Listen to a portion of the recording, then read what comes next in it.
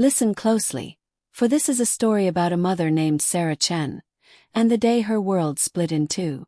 She was 31 years old, working double shifts at Memorial Hospital as a nurse. Her hands were always steady, her smile always kind. She had 2 children, Maya, age 7, and Daniel, age 5. They were her sunrise and sunset, her reason for breathing.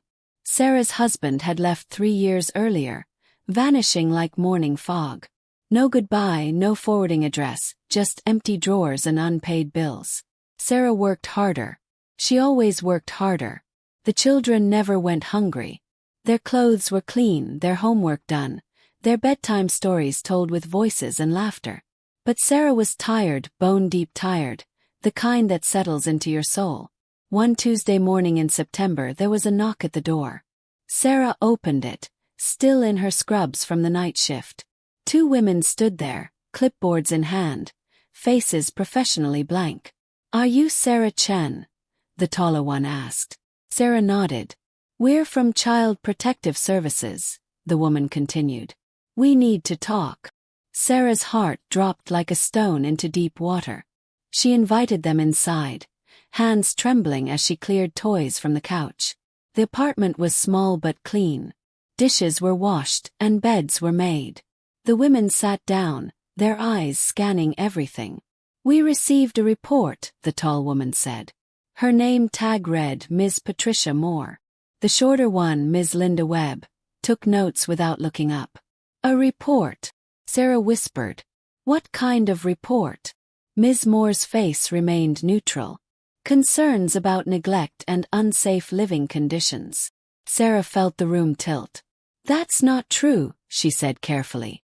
"My children are everything to me." Ms. Webb finally looked up. "Where are they now?" Sarah checked her watch. "School. They catch the bus at 7:15. Ms. Moore wrote something down. "We'll need to visit during a time when they're home," she said. "And we'll need to interview them separately." Sarah's throat closed. She nodded. "Of course. Whatever you need." The woman stood, handed her a card, and left. Sarah sat alone in the silence, trying to understand what had just happened. Someone had reported her. But who? And why? Sarah called her supervisor and took the day off. She couldn't focus, couldn't think. When Maya and Daniel came home from school, she held them extra long. "Mom, you're squishing me," Daniel giggled. Sarah smiled through tears she refused to let fall. That evening, she cleaned the apartment until it gleamed. She checked smoke detectors, organized cabinets, and threw out expired food. Everything had to be perfect. 2 days later, Ms. Moore and Ms. Webb returned. This time, they brought a third person, a man with gray hair and kind eyes named Dr. Ramon Garcia. He was a child psychologist. Sarah's stomach twisted. They asked to speak with Maya first. Sarah had to wait in the kitchen while they took her daughter into the living room. Through the thin walls, she heard Dr. Garcia's gentle voice asking questions. "Do you feel safe at home? Does your mom make you dinner? Has anyone ever hurt you?" Sarah gripped the counter, knuckles white. Maya's small voice answered each question truthfully. Yes, she felt safe. Yes, Mom cooked every night. No, nobody hurt her. 20 minutes later they called Daniel. Same questions, same gentle tone. Daniel talked about his favorite dinosaur and how Mom read him books before bed. When the interviews ended, Ms. Moore sat across from Sarah at the kitchen table. "Your children seem well adjusted," she admitted. "But we found some concerning items." Sarah's heart raced. "What items?" Ms. Webb pulled out photos. They showed Sarah's medicine cabinet. Bottles of prescription medications lined up neatly. "These are accessible to children," Ms. Webb said. Sarah shook her head. "That cabinet has a child lock. I installed it myself." Ms. Moore raised an eyebrow. "It wasn't locked when we checked." Sarah felt ice in her veins. "I lock it every time. I'm a nurse. I know the dangers." Dr. Garcia leaned forward. "Sarah, do you take all these medications yourself?" Sarah looked at the photos again. Her blood pressure medication, her anxiety prescription from last year that she barely used, some over-the-counter pain relievers. Nothing unusual. Yes, she said quietly. Everything is prescribed or approved. Ms. Moore stood up. We'll be monitoring the situation, she said. Someone will visit again next week. After they left, Sarah checked the medicine cabinet. The child lock was broken, deliberately pried open. Someone had tampered with it. But when? And who had access to her home? Sarah couldn't sleep that night. She kept thinking about who might have reported her. Her neighbors. She barely knew them. Her co-workers. Impossible. They saw how hard she worked, how much she loved her kids. Then a thought crept in, cold and unwelcome. Her ex-husband's mother, Linda Martinez. They'd never gotten along. Linda had blamed Sarah when her son left. Said Sarah wasn't a good enough wife. But Linda hadn't contacted them in 2 years. Why would she suddenly care now? The next morning, Sarah dropped the children at school and drove to the courthouse. She filed for a protection order just in case. The clerk was sympathetic but realistic. Without proof of who made the report, there's not much we can do, she explained. Sarah left feeling helpless. That afternoon, she installed cameras in her apartment. Small ones, hidden, pointing at the doors and medicine cabinet. If someone was trying to sabotage her, she needed proof. For 3 days nothing happened. Sarah went to work, came home, and took care of her children. Everything seemed normal. Then on Saturday morning her phone rang. It was Ms. Moore. We need you to bring the children to our office on Monday, she said. Why? Sarah asked, dread pooling in her stomach. Ms. Moore's voice was firm but not unkind. We've received additional reports, she said. We need to conduct a more thorough evaluation. Sarah's hand shook. What kind of reports? There was a pause. I can't discuss details over the phone. Please bring Maya and Daniel to our office at 9 a.m. Monday. The call ended. Sarah sat down on the couch, feeling the world closing in. Additional reports meant someone was actively trying to build a case against her. This wasn't random. This was targeted. She spent the weekend with her children, normal and calm on the outside, terrified on the inside. She took them to the park, made their favorite meals, tucked them in with extra stories. Sunday night, she reviewed the camera footage from the past week. Nothing unusual appeared. No strangers entered her apartment. No one tampered with anything. But then she noticed something odd.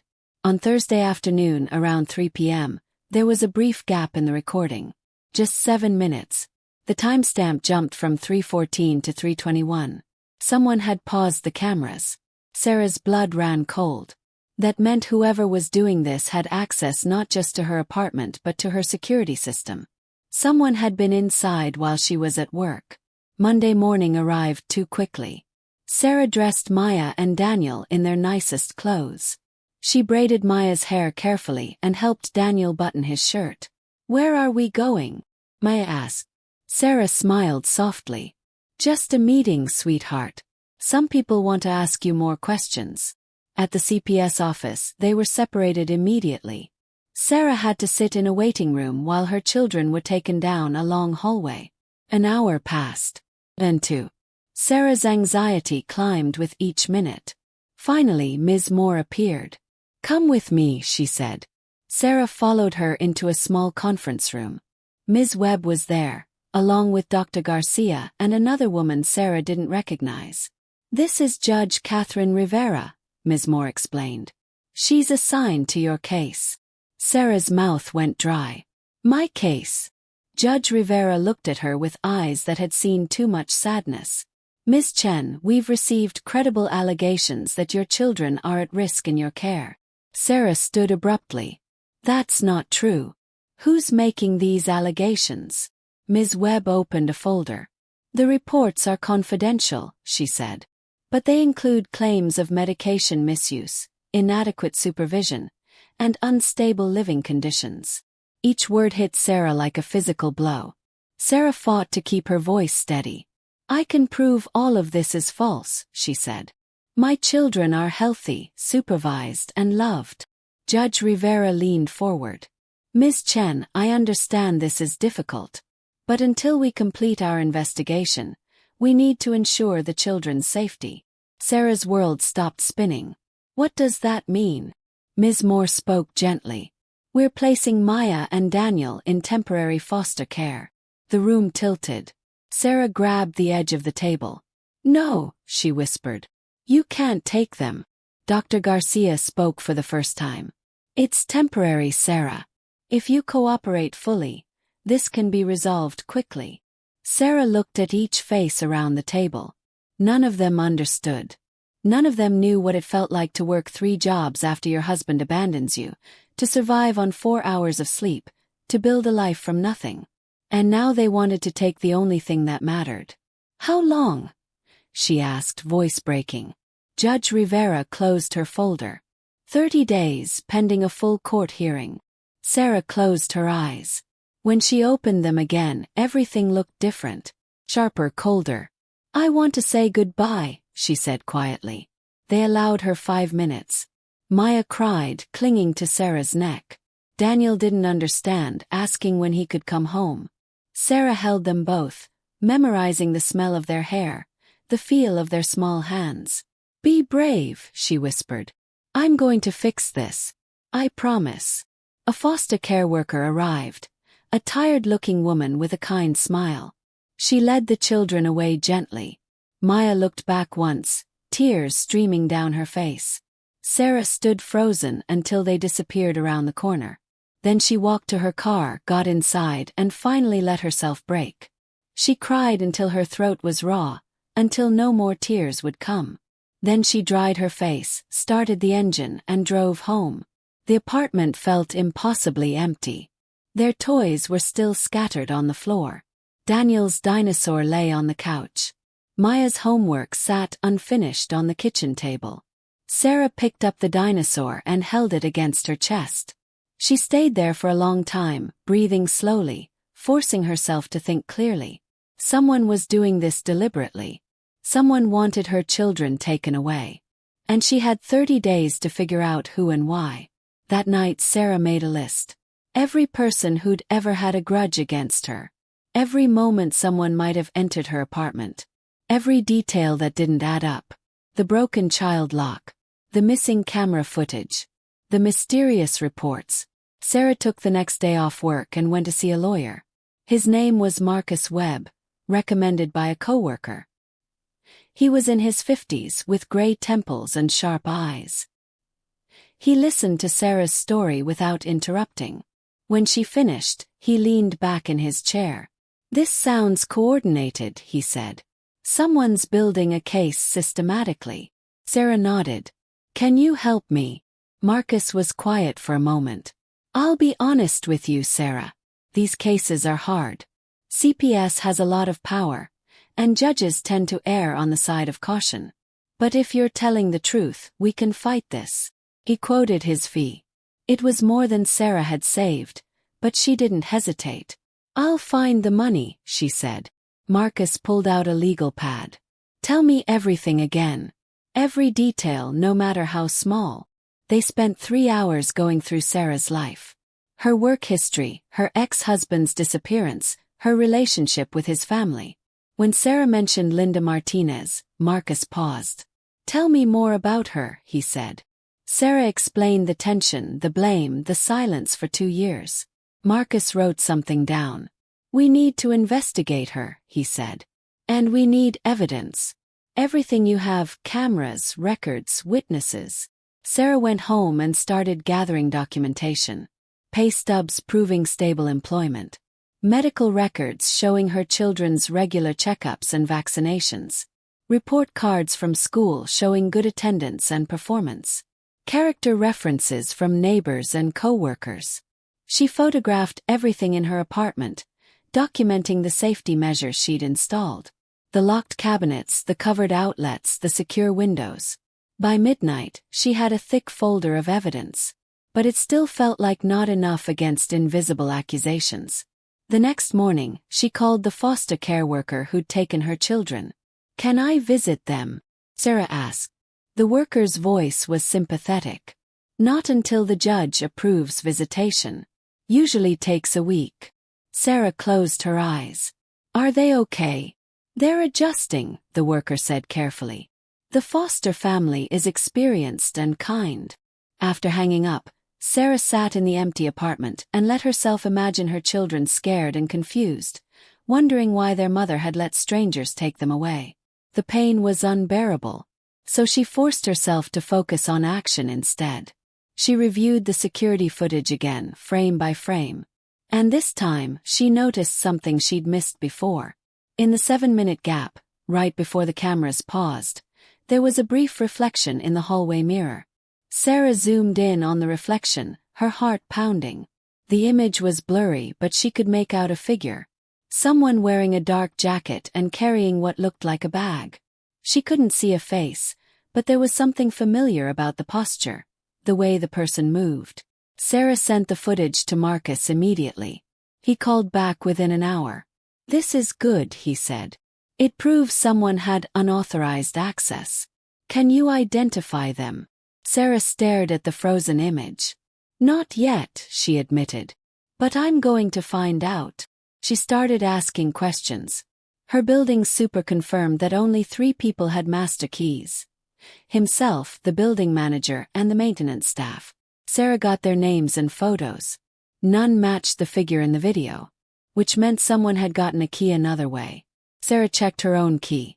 She kept a spare hidden under a flower pot on her balcony, just in case of emergencies. Her stomach dropped. The flower pot was there, but the key was gone. Someone knew about her hiding spot. Someone who'd been to her apartment before. Someone who knew her habits. Sarah's mind raced back through recent visitors. The landlord did an inspection last month. A co-worker who'd dropped off paperwork. And 3 months ago, Linda Martinez, who'd shown up unannounced asking to see the children. Sarah had refused to let Linda see Maya and Daniel that day. She'd been firm but polite, explaining that without prior arrangement and given their history, it wasn't appropriate. Linda had left angry, muttering about grandparents' rights. At the time, Sarah thought nothing more of it. Now that visit took on new meaning. Linda had been on the balcony briefly, commenting on the view. Sarah remembered her near the flower pot. She called Marcus immediately. "I think it's my ex-husband's mother," she said, explaining everything. Marcus was silent for a moment. "That would make sense," he finally said. "Grandparents sometimes use CPS as leverage to gain custody. Do you have any proof she took the key?" Sarah didn't. But she had an idea. She drove to Linda's neighborhood, a middle-class area across town. She didn't approach the house. Instead, she parked down the street and waited. 3 hours later, Linda emerged and drove away. Sarah followed at a distance. Linda went to a grocery store, then a pharmacy. Nothing unusual. But as Sarah was about to give up, Linda made one more stop. The CPS office. Sarah's hands tightened on the steering wheel. She watched Linda enter the building and stay inside for 40 minutes. When Linda emerged, she was with Ms. Moore. They talked briefly at the entrance, then parted ways. Sarah's phone was already recording. She captured photos of Linda and Ms. Moore together, their body language comfortable and familiar. This wasn't their first meeting. Sarah sent everything to Marcus. "We need to be careful," he warned. "This proves contact but not conspiracy. We need more." Sarah understood. But now she knew the enemy. She spent the next week following every rule CPS gave her. She attended the parenting classes they required. She submitted to random drug tests. She kept her apartment spotless and documented everything. Meanwhile, Marcus filed motions requesting the identity of the person who'd made the initial report. The court denied it, citing confidentiality laws.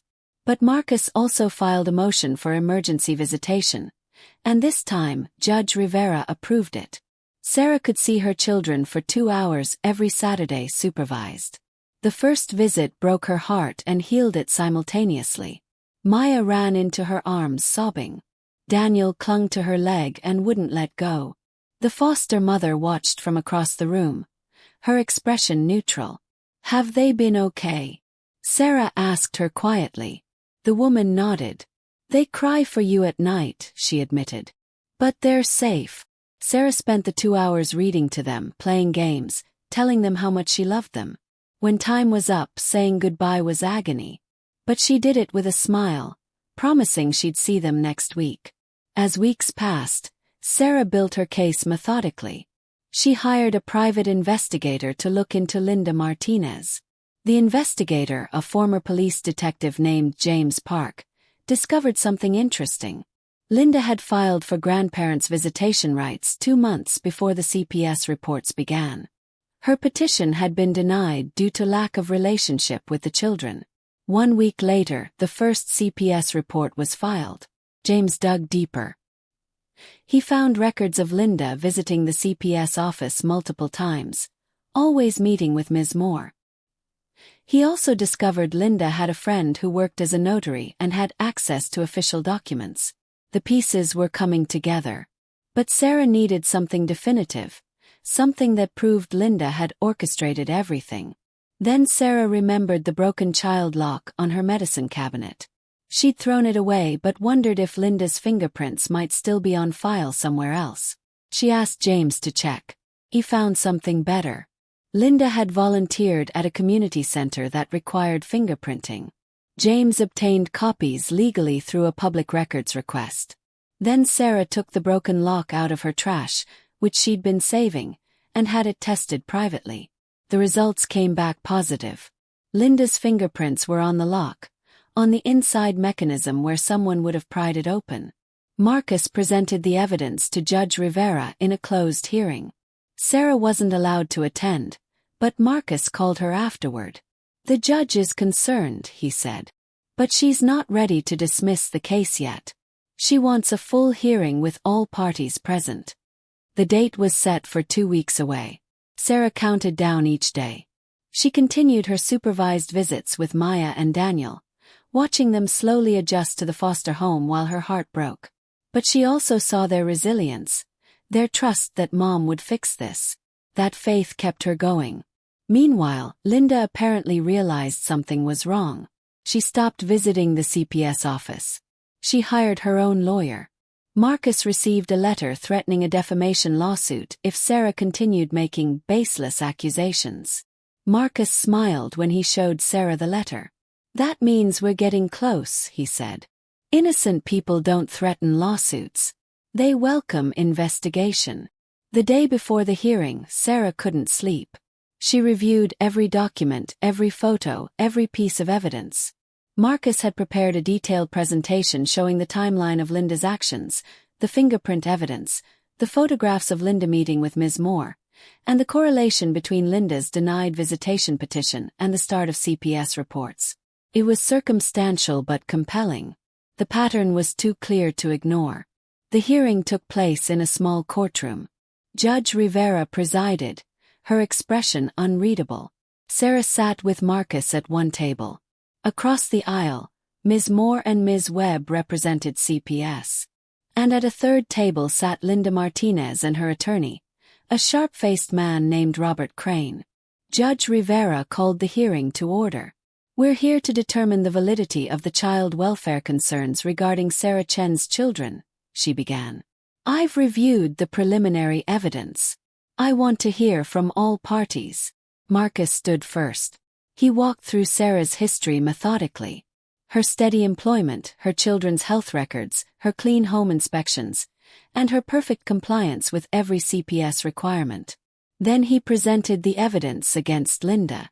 The timeline, the fingerprints, the photographs. Robert Crane objected repeatedly, calling it circumstantial and prejudicial. But Judge Rivera allowed it all into the record. When Marcus finished, Ms. Moore was called to testify. "Did you have contact with Linda Martinez prior to receiving reports about Sarah Chen?" Marcus asked. Ms. Moore hesitated. "I may have spoken with her, yes." "How many times?" "I don't recall exactly." Marcus presented the photographs. 11 times in 2 months, according to building sign-in records. That's quite a lot for someone unrelated to a case. Ms. Moore's face flushed. Marcus pressed further.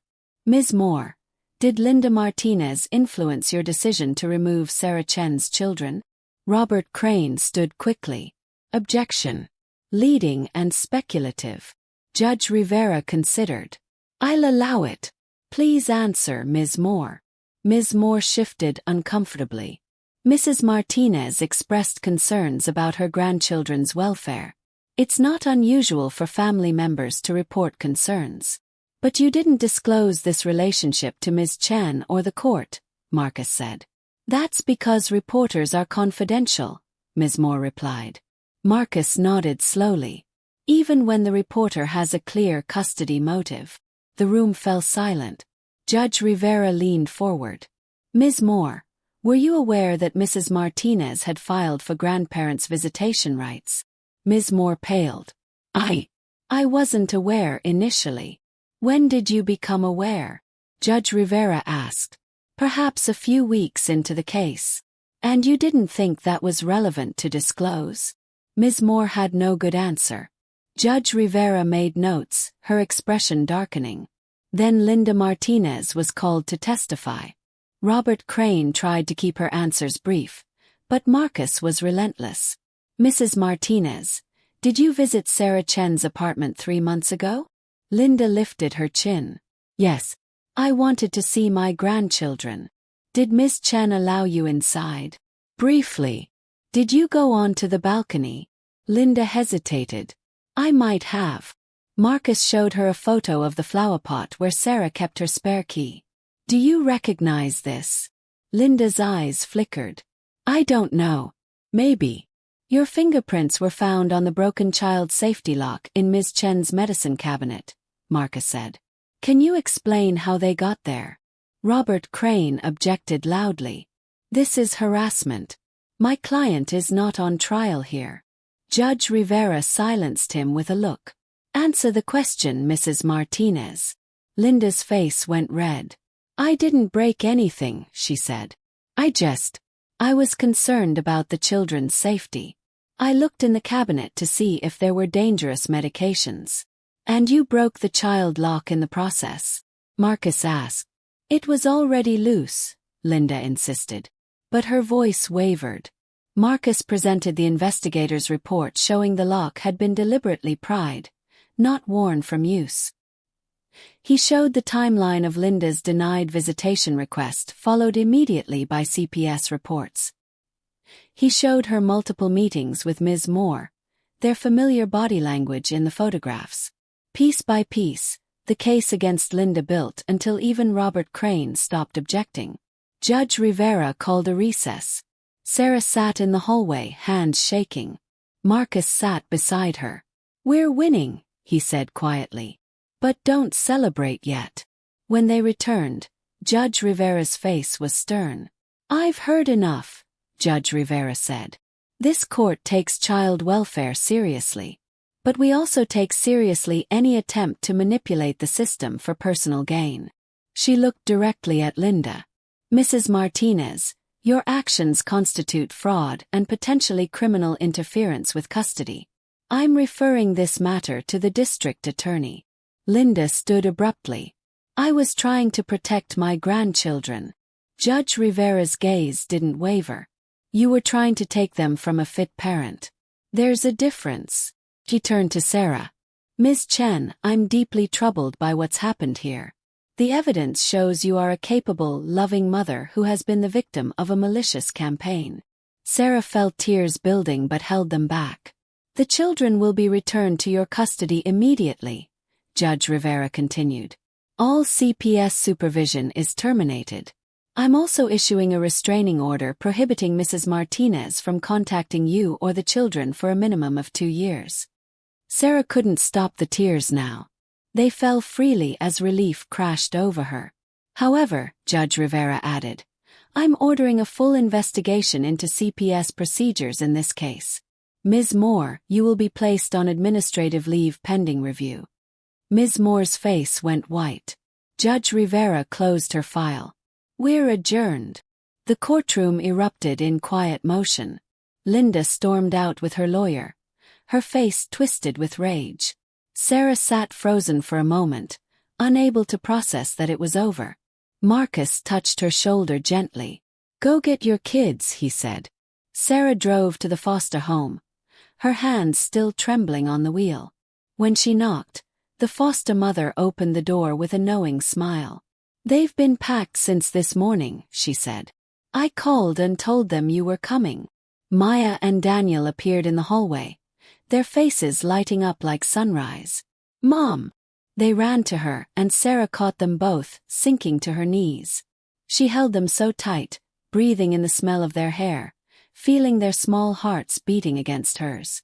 "We're going home," she whispered. "We're going home together." The drive back to the apartment felt like a dream.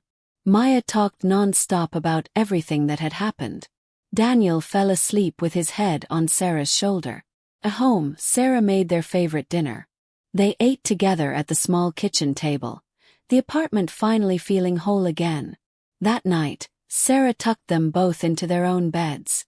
She read extra stories, sang extra songs, and stayed until they drifted into peaceful sleep. Then she went to her room and finally allowed herself to fully collapse.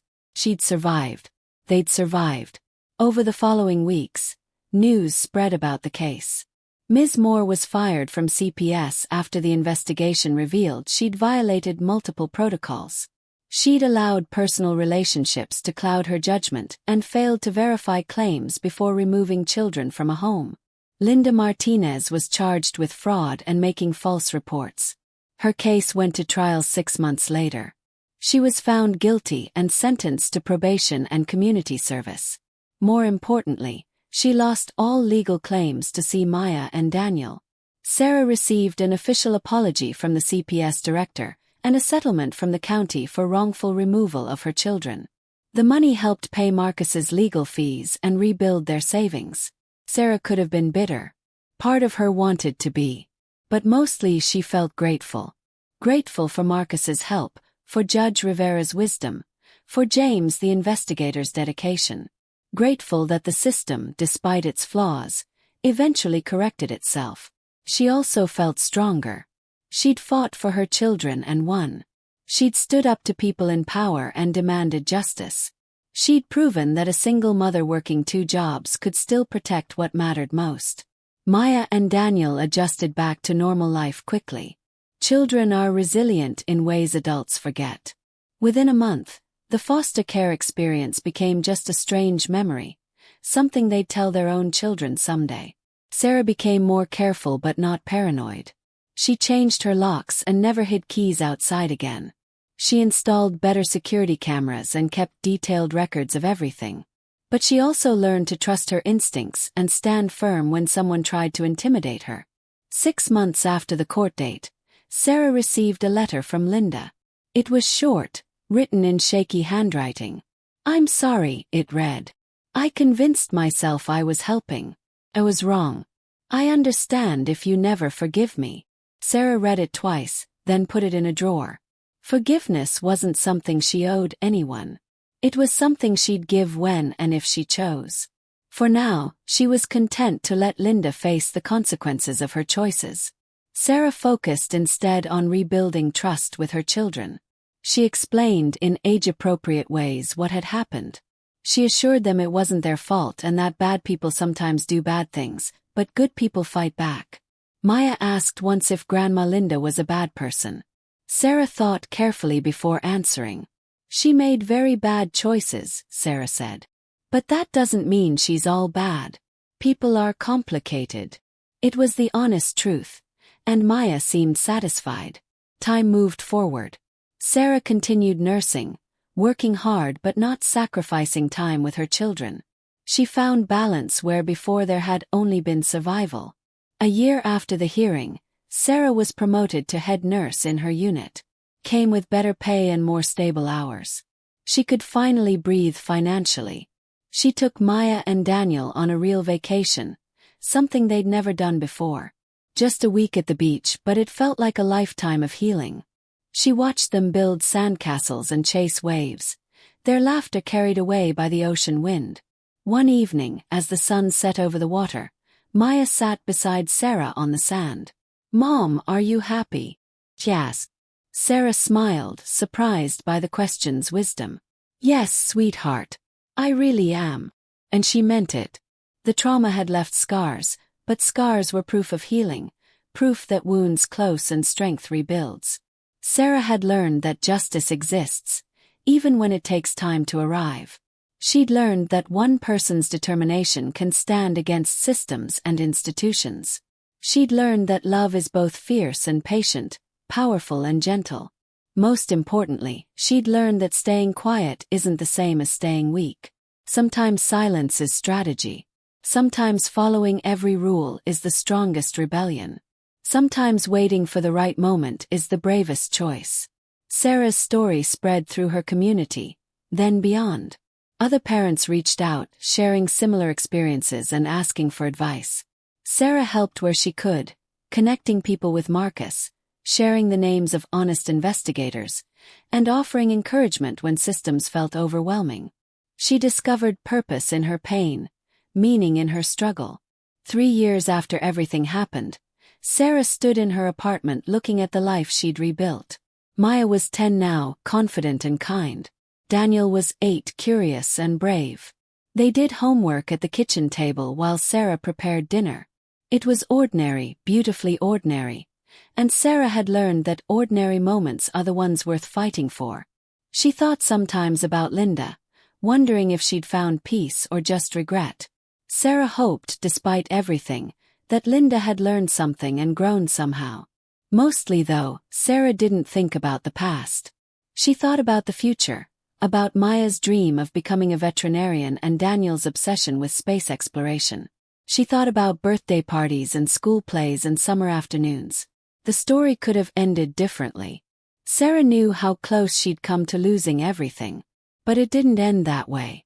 It ended with a mother and her children together, safe, loved, and whole. That's the thing about stories like this, the elder storyteller might say. They remind us that justice isn't always swift, but persistence can outlast injustice. Truth doesn't always speak loudest, but it speaks last. And love, real love, doesn't give up. Sarah Chen fought quietly, strategically, and patiently. And when the moment came, she won everything that mattered. The end.